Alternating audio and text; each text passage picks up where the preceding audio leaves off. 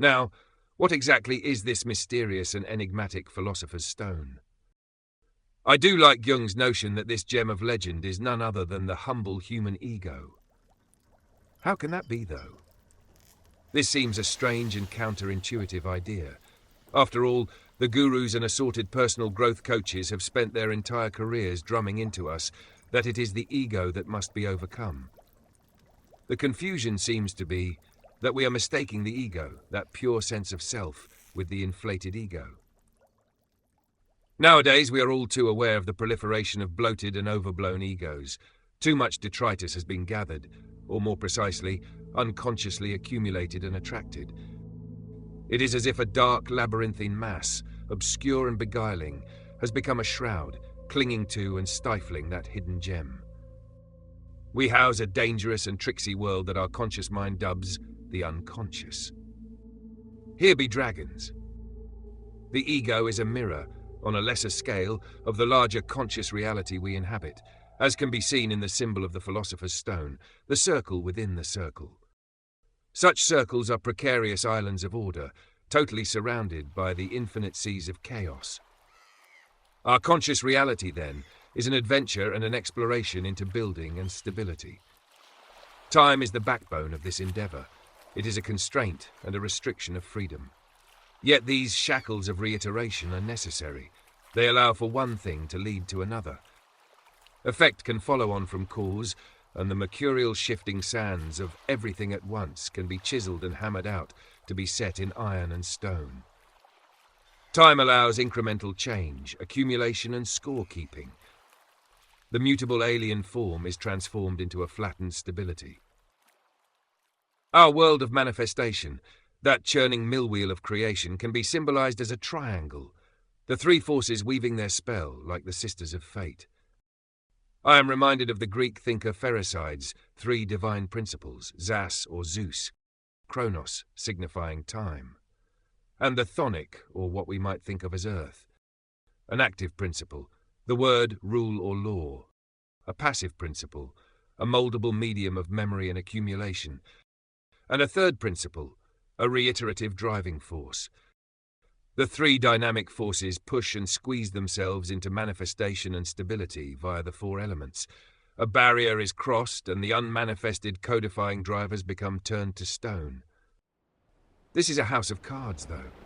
The chaos, or what we dub the unconscious, can only be channeled, processed and transformed at a certain rate. Too much and the stability that has been painstakingly built will be washed away. An interesting notion from Jung is the idea that the ego has been a relatively recent development, at least when looked at over the vast span of the history of mankind.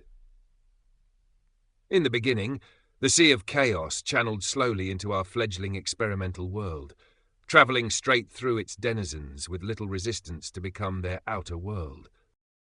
The projections travelled through them and shone out, illuminating their myriad external gods and goddesses.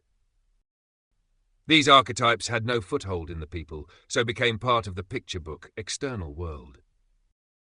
In time, some of what was projected outwards began to be claimed, and then, as appears to be the rule, like attracted like. Magnetic centres and internal concentrations accumulated within, and the people began to identify with what was once outside them. The virtues and vices of the once projected deities became enmeshed in a labyrinthine personal domain. The inner world was born, a mirror to what had been claimed from the outer world, the precious stone in the oyster shell beginning to form. The fabled stone was formed under great pressure. Layers of accumulation, silt-like sedimentation, and clinging half-forms have surrounded, compressed, and buried it. The jewel rests there, forgotten, in need of discovery and excavation. To search for it is to work through the layers of detritus. This is shadow work. To enter the labyrinth, face the unknown, and undergo transformation.